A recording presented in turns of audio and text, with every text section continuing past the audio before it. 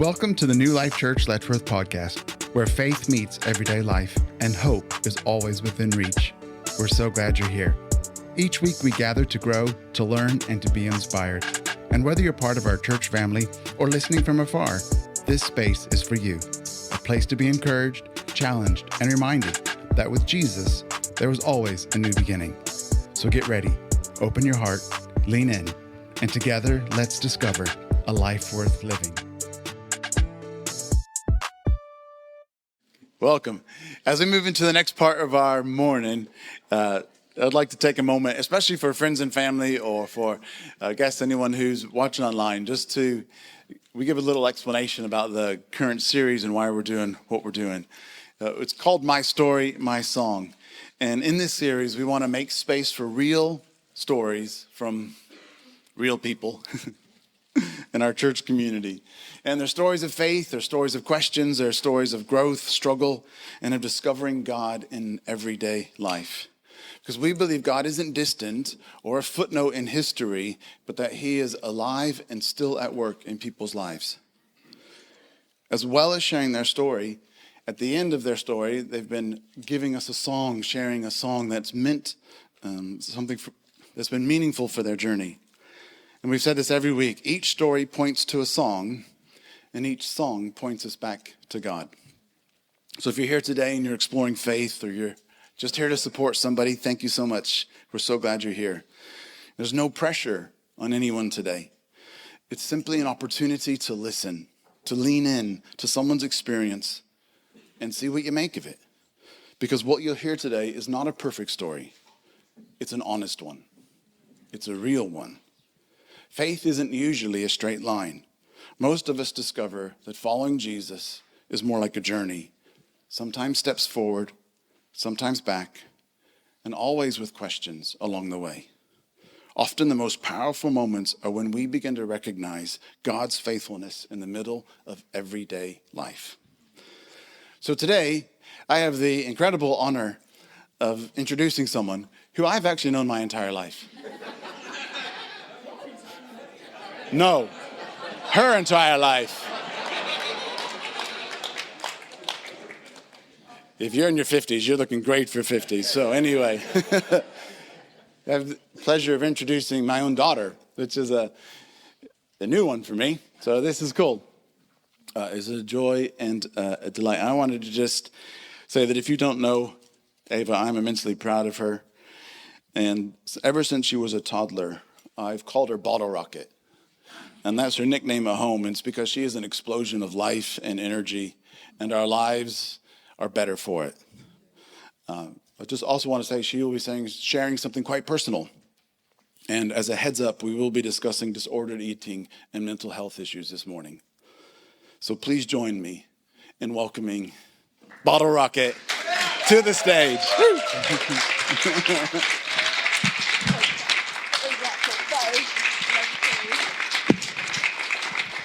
Okay, so I wanted to start by saying that I'm very thankful to be able to share this morning.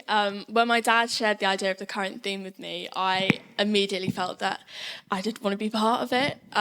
So if you've had the pleasure of meeting the rest of my family, you'll probably know that we're quite passionate about music, because most of us are up there on a Sunday morning, and also we tend to be quite storytellers. We tell a lot of stories. So this is something that is quite close to my heart, telling stories and music, putting it all together, and also sharing what God's done for me. So my story focuses on a period of time in my life, and then specific moments within that period that really changed the whole thing for me. So as my dad said, during my early to mid-teenage years, I severely struggled with mental illness. And this has been something that, if you've been part of the church family for a while, you might remember this. It was quite a big thing in our family's lives. But it was a time where I wanted to point out we received endless prayer, and we received things like cooked meals, flowers, cards like this one, which has messages from many people in this room from back in that time. And we had so much support, and I just wanted to say thank you for that to start off. So thank you, guys. And I really hope that sharing my story in this way can help people to understand God's plan for them, or just to inspire you to trust God. So To backtrack to where things really began, as my dad said, I've always been sort of an explosion of personality. I've always been outgoing. I was never a shy child. I was never shy to make noise or to stand out or to be the loud kid in the classroom. I was never shy to be that person. I often spoke my mind, and I often spoke a lot. So whenever I had like parent-teacher meetings in primary school, I was always referred to as a chatterbox, and my tips for personal development were to listen more and speak less. So this changed, though, when I went into secondary school. I'd spent my year 6 in lockdown, COVID, which I'm sure everybody remembers, and going into year 7, there was very heavy COVID restrictions, and it turned out that making new friends was not that easy. So we were limited to our bubbles. We had one classroom that we could be in, and we were sort of kept in a group of the 30 people that were in our form group, and we had to stay within that 30 people. And I didn't make friends very easily with any of them, really, for a while. So I began to break the restriction rules, and at break and lunch, I would sit with my sister, who was 2 years above me and totally not in my bubble. Her friends included me. It was very nice, but I was still lonely because it's different being friends with someone else's friends or your own friends, really. It's a big difference. So I was very lonely. This wasn't a new feeling to me particularly. I'd spent a lot of my childhood trying to make friends. And there's this weird cycle which I was in where I would make friends at the beginning of a school year. It would be perfect. Halfway through the school year, they'd tell me, I'm moving a few hours away. And I'd be like, oh, great for you. Not great for me. So I would begin the next school year alone. Weirdly, this actually happened every single year of my school experience until year 7. So year 7 was the last year that this happened. When I went to secondary school, I had assumed that I would get into year 7, make friends, and it would be perfect. It'd be fine and dandy. It was a bit of a shock to the system when this is not what happened. So I didn't really make friends, and when I didn't, I grew a lot quieter. That outgoing burst of personality that people were used to me being sort of died a bit.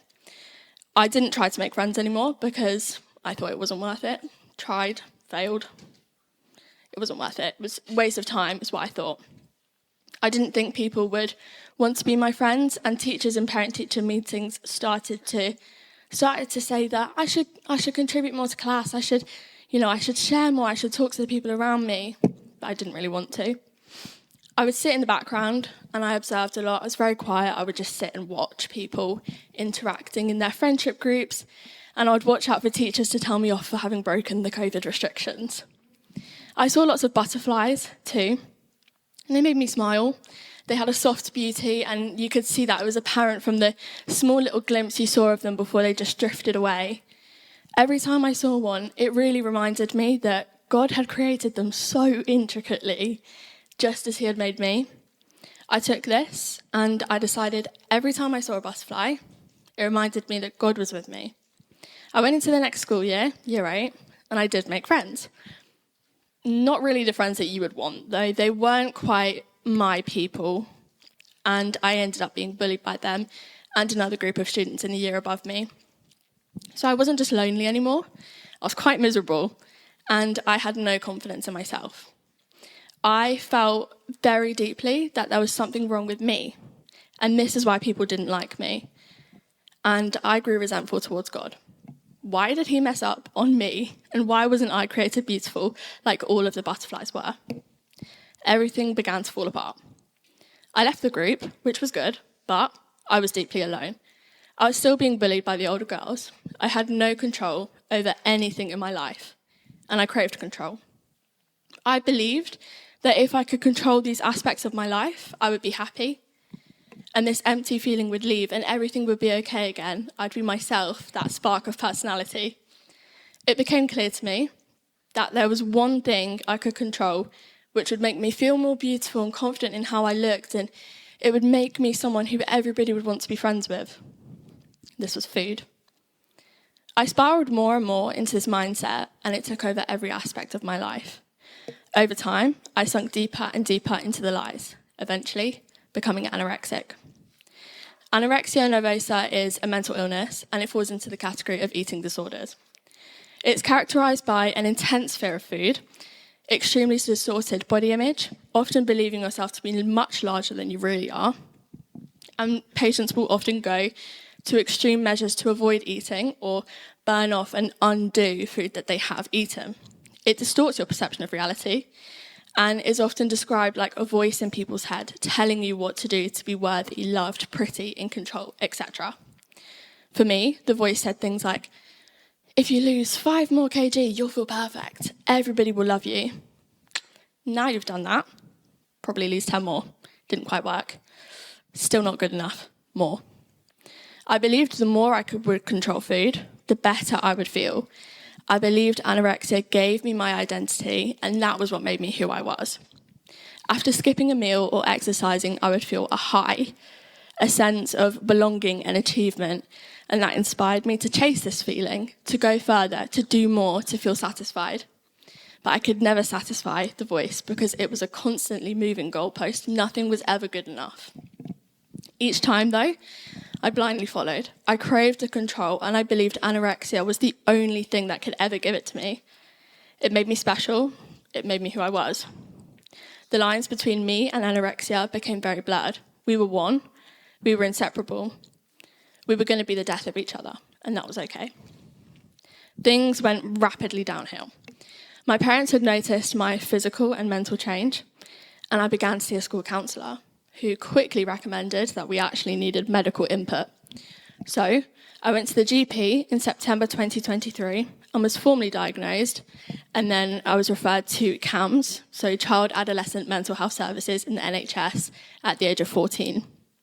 This began a series of regular appointments for 5 times a week. In November, I had an appointment which both my parents were asked to attend. After discussing my weight decline, my current mental state, and my previous A&E trips, it was decided it was too much of a medical risk for me to go home. We had been told my body would not withstand much longer, and if I didn't change anything, then at some point in the next 2 weeks, my time was up. My heart would stop, and my other vital organs would fail. I was sent straight to A&E and admitted to the Lister Hospital in Stevenage, and I stayed there until a place in a children's psychiatric hospital became available. We drove 40 minutes to get to Lister from the clinic, mostly in silent tears. Mum dropped me and Dad off at the Lister, and then she had to go and collect my siblings from school. She had to share the not so unexpected, but truly devastating news. She then packed what was left of my belongings at home into a bag and brought them to the Lister. Packed my life up in a little bag and took it with me. We were given an emergency room to stay in. There was no space on the children's ward yet, and we waited to be moved. Soon, the nurses came into the room to wake me up, do the regular observations they'd been doing, check my heart rate, things like that. And then they gave me a cup of liquid nutrition. This, if you haven't tried it, don't. Imagine a McDonald's vanilla milkshake. Really not bad. Quite good. But imagine you bought it 4 days ago, set it on your counter, forgot about it a bit. It's been in direct sunlight, right next to the food bin, flies and everything swarming around it. That's what it smells like. Now imagine when you try to drink it, it's so thick, like cement, like wet cement that you'd assume. Disgusting, absolutely disgusting. And I thought, yeah, this is just what I need. An anorexic child who doesn't want to eat anything being given the worst possible food that you could ever imagine. So it was an easy decision for me to refuse it. It had now been about 6 days since the last time I had consumed anything at all, and it was made clear to us my body wouldn't survive longer. My body was dying, and there was only one way to fix it. Food. Yeah, I wouldn't allow this. So they had to do it themselves. It was a very, are we going to do this the easy way or the hard way situation? You know it's going to happen, but you don't want to do it the easy way. I didn't want to give in. I didn't want to show that I wasn't strong. I didn't want to fail at the things that I had made my life's purpose and my entire personality, which was starving myself. After all, I believed the lie that anorexia was me. I couldn't give up a piece of myself so easily, right? Who would? Anorexia had been with me the whole time, holding my hand, never letting me go. It was safe. It was supportive. It was me. So later that morning, I was placed on a feeding tube for regular forced feeding schedules. My family came to visit, my siblings brought card games to play, and they sat with me, held my hand, hugged me, and then they had to leave. I had to say goodbye to my people, and they had to say goodbye to me. It was a pain like something I'd never felt before, and I'm sure they would say the same. My dad and I spent a week on the children's ward. You can see some selfies of us there, looking very jolly. And then on the 12th of December, I was then transferred to a psychiatric hospital for children and adolescents with severe eating disorders. So now I had to say goodbye fully. I was about an hour's drive away, not the 15 minutes that Lister was anymore. And I knew this wasn't a trip that could be done regularly by my family, despite how much they would have wanted to be there every single day, if they could have been. I got to see them about once a week on average, and I spent all the time that I was allowed on the phone to them. But I had never felt so alone. I'd never felt so out of control. Ironically, the one thing I craved more than anything, which was control, got me to a place where I could control nothing. If it wasn't drink time, I couldn't have water. If my clothes weren't right, I couldn't wear them. If I didn't like the food given to me, I couldn't choose something else. When I was getting changed, I had to be watched. When I went to the toilet, I had to be watched. When I had a shower, I had to be watched. Not only was I stripped of control in these senses, but the hospital was so poorly managed that there was no sense of control in anything. That's a picture of the living room where you can't even see the floor. That was probably the tidiest it had ever looked as well. Some pipes had also burst in the ceiling above the lounge space, and water constantly dripped into buckets on the floor, flowing directly from the upstairs toilets. So it was very, very disgusting. It was very out of control. The rooms weren't cleaned. There was uncontrolled mess everywhere, except for in my bedroom, which everything was organised with as much organisation as I could get it to, because I still craved that control. Not only did I feel out of control, I also felt very, very far from God. I didn't only feel far from him, though. I resented him still. I didn't understand why this would happen to me. I'd always believed I'd been a nice person my whole life. I'd believed in him.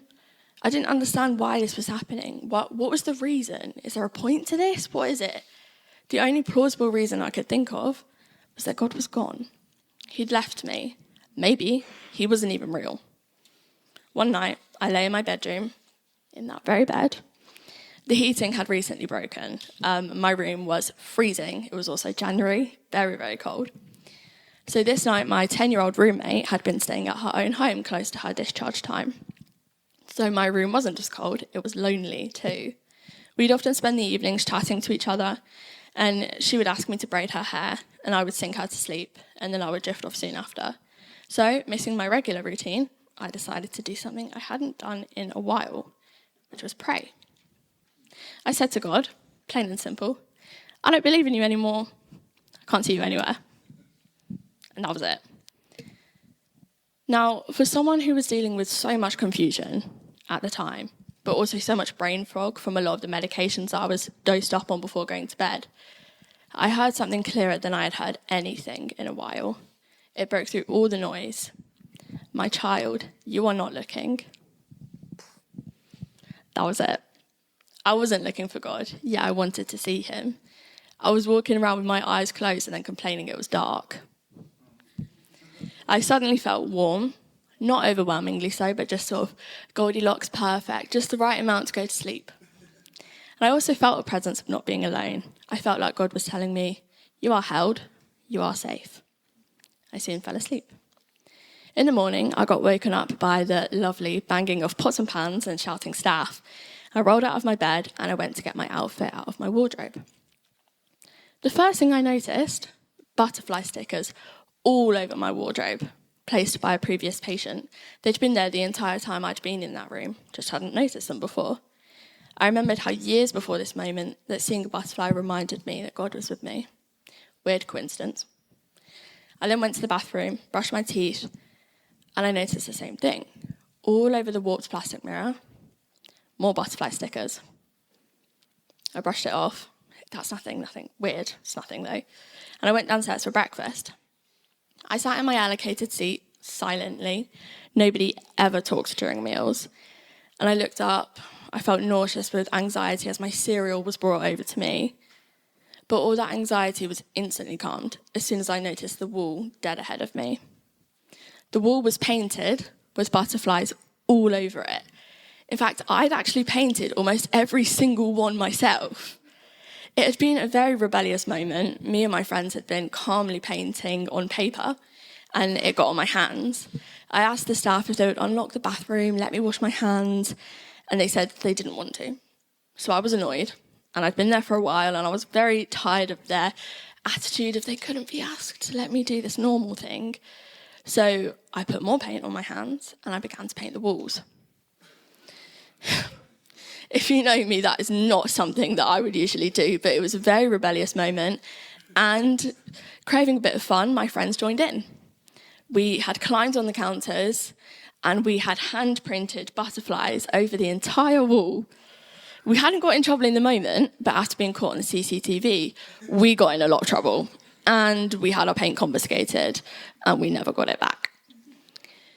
But in this moment, I felt as though God was telling me he had always been there. He had never left me. He was guiding me and working through me, even when I didn't realize it. This reminds me of the verse, Isaiah 43:19. I am making a way in the wilderness and streams in the wasteland. I began to see God in so many little things because I was looking. The girls on the ward were asking me how I was being positive. I said, God. We did Bible studies, and on multiple nights they asked me to pray with them. Many of them are still Christians to this day. On my final night in the hospital, I got ready for bed. I was so excited, but I was more scared.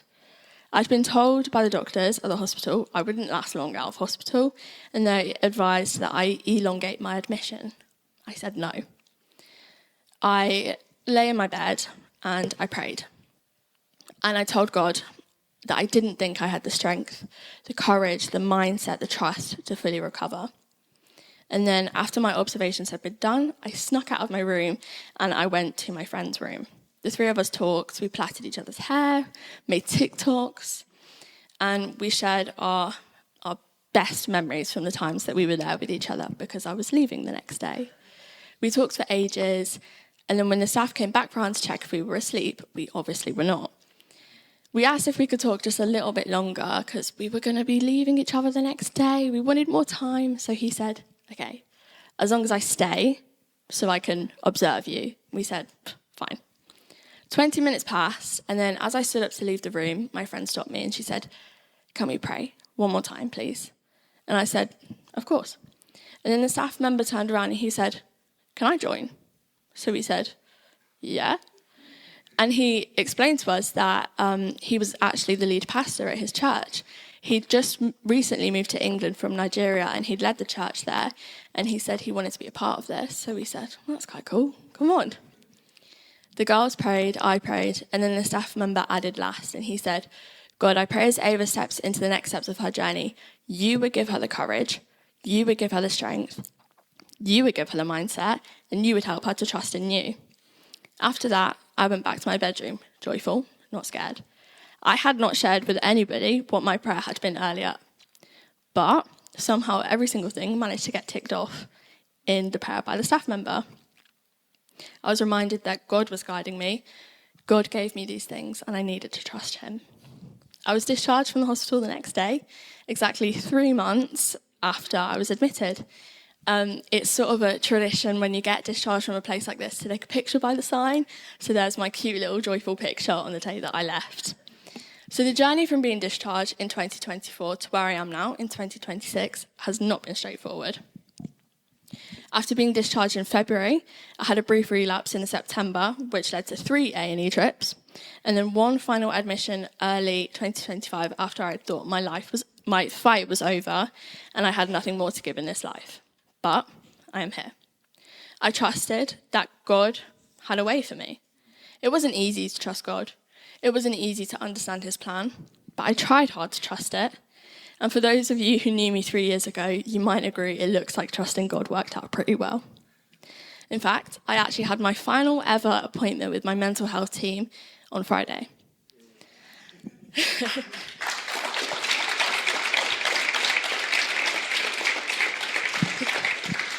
Recovery from mental illness is not an easy thing for anyone. It's a day in, day out, grueling ordeal. It drains you. And for me, though, there seemed to be a perfect little trio of things that guided me through recovery, which was, first of all, fighting for myself and trusting my family and my friends. And then second of all, relying on my nurse and psychologist to help guide me. And finally, allowing God to sustain me.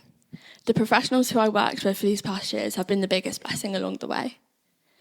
They have a fierce patience and loving hearts, and I truly believe that God knew they were just who I needed to get through this journey. Throughout my years of therapy with them, I've had endless support, encouragement, and much needed blunt honesty at times. They helped me stand firm in my faith and let it be something to help guide me. Looking back on my experiences, I can see where God was the entire time.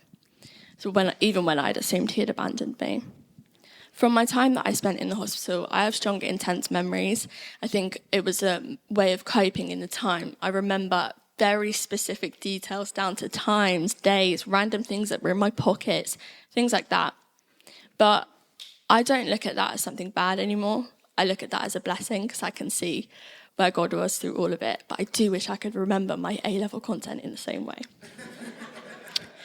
A final example that stands out for me most was a family trip to Harry Potter World. We'd been given a ticket many months before my admission, and we decided to book the trip for the coming Christmas time to see it decorated in snow and festivities. Unfortunately, I was admitted a few weeks before our booking was scheduled. But, to our surprise, the hospital gave me permission to go. Harry Potter Studios ended up being only a 20-minute drive from the hospital, coincidentally. Out of all the hundreds of hospitals I could have been sent to in anywhere in the UK, it was 20 minutes away. And had it been any further, the answer would have definitely been no. I'd also worked so hard over the past few weeks, eating my own food at this time and barely having to rely on feeding tubes, with my one motivation being this Harry Potter trip. This was the first family trip we had had in way too long. When we'd been given the tickets by someone in the church family, they said they'd seen a little bit of my spark come back during a conversation about Harry Potter. So sometimes it pays off to be a bit of a nerd. And little did any of us know that all those months ago, this trip that we booked and had been gifted would work out at the perfect time, just when we needed it, helping to bring out more of a spark than anyone had seen in a long time, and becoming the one thing that motivated me to eat my food. As you can see, we look quite joyful in that picture, at least a lot more joyful than we had done in previous photos. It's these stories that shows that even when I wasn't looking, God didn't slip into the background and wait for me to ask him to come back. He'd stayed the entire time, stayed consistent, and as soon as I began to look, it was impossible to not see his handprints over my entire journey. One verse in particular that always came into mind was Psalm 139:14. I praise you because I am fearfully and wonderfully made. Your works are wonderful. I know that full well.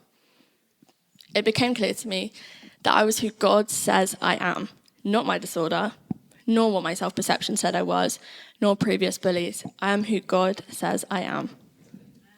I am a child of God. I am fearfully and wonderfully made. I am chosen.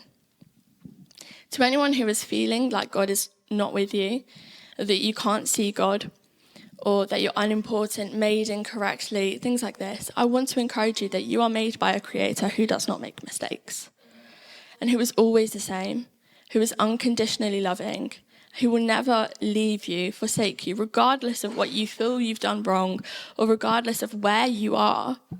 Trust in the plan that God has for you, even if it doesn't make sense. His plans are good. No matter if we understand it now, in the future, no matter when, God knows what he's doing. The song that I'm going to sing addresses the lies that many of us believe. And the best thing to defeat the lie is the truth. So I pray that this song is a declaration of truth over your life as it was mine.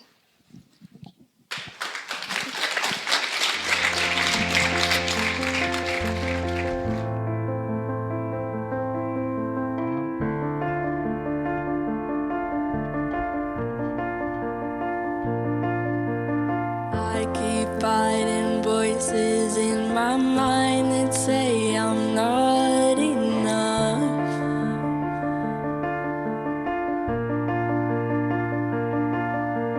Every single lie that tells me I will never measure up.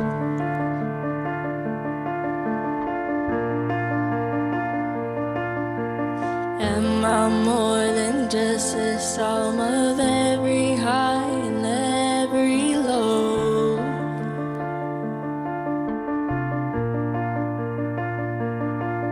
Remind me once again just who I am, because I need to know. Ooh, you say I am loved when I can't feel a thing. You say I am strong when I think I am weak. You say I am held when I am falling short, when I don't belong. Oh, you say I am yours, and I believe. Oh, I believe what you say of me. Oh, I believe. The only thing that matters now is everything you think of me.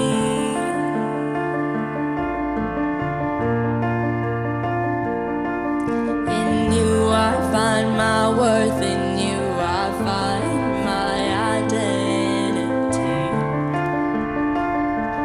Ooh, you say I'm loved when I can't feel a thing.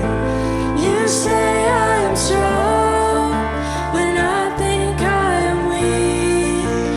You say I am held when I am falling short, when I don't belong. Oh, you say I am yours, and I believe. Oh, I believe what you say of me. Oh, I believe.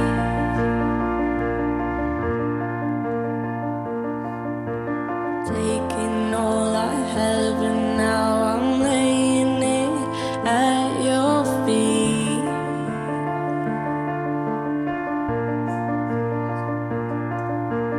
You have every failure, God. You have every victory. Ooh, you say I am loved when I can't feel a thing. You say I am strong when I think I am weak. You say I am held when I am falling short, when I don't belong. Oh, you say I am yours, and I believe. Oh, I believe what you say of me. Oh, I believe. Oh, I believe. Oh, I believe what you say of me. Oh, I believe.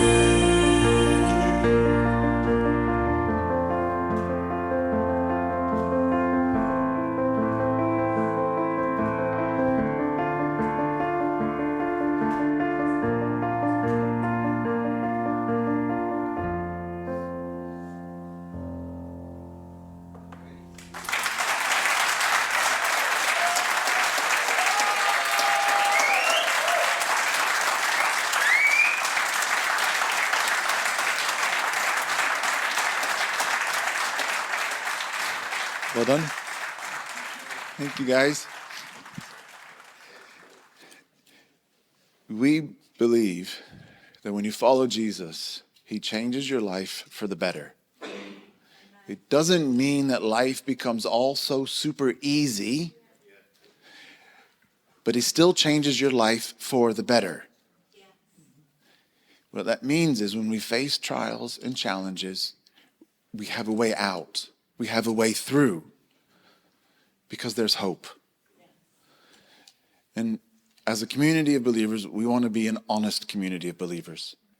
So maybe this morning something's resonated with you, or maybe you know a loved one who also might struggle with mental health challenges or challenges of self-esteem or identity. You are in a safe place. You're welcome, you're loved, and you're wanted. The best thing that defeats a lie is the truth. The best thing that defeats a lie is truth. Even when we don't believe it, even when it's hard to hear it, even when it's hard to understand, the truth is still always, always stronger than the lie.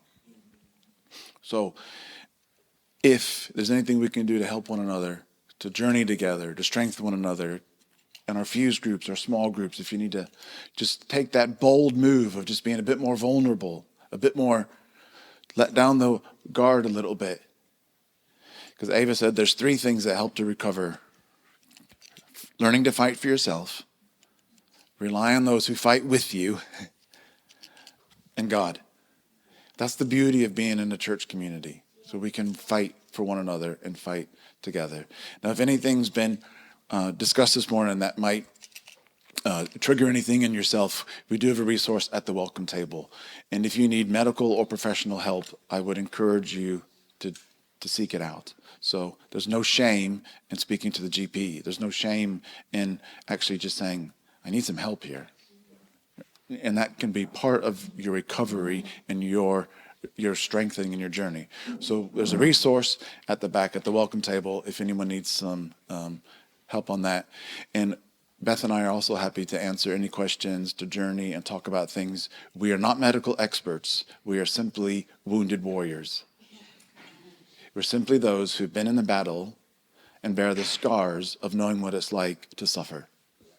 We're not the professionals, but we will come alongside you and we will fight with you because that's what a wounded warrior does. So if we can help in any way as well, we'll just be at the back when we finish. But as a wrap up now, just if you allow me just to pray for you, whether you're in the room or online, just have a moment of prayer. Father God, we thank you so much that you are with us in the midst of our darkest moments. God, that when we feel lost and alone, you're still with us. We thank you that you are stronger than our feelings. God, we thank you that you're stronger than our circumstances. We thank you that even when we don't understand, you are always reaching out to us. Thank you that you still call our names, that you whisper our name, that you invite us to discover more about who you are. Thank you that you never give up on us. Thank you so much for who you are, your goodness, your grace, your incredible forgiveness, and your powerful love. In you, we live and breathe and have our being. You are everything to us. Thank you. And Father, help us as a local community, as a gathered family and church believers, that we could support one another, strengthen one another. And God, let us run to the battle line for one another. God, let us be a church that believes in the transforming power of you. God, that we will fight for one another. God, we thank you for the testimonies we've heard this month. God, and the testimonies that we are yet to hear and over the future years. God, we love you and we honor you. In your name we pray. Amen. Thanks so much for tuning in to this week's message. We hope you found it encouraging. Remember, no matter where you are on your faith journey, you are never alone. God is with you and we are here for you too. If this message spoke to you, please share it with a friend and don't forget to connect with us online or in person. You can find out more about New Life Church at nlcletchworth.co.uk. We'd love to see you soon. Until next time, keep walking in faith, living in hope, and loving like Jesus.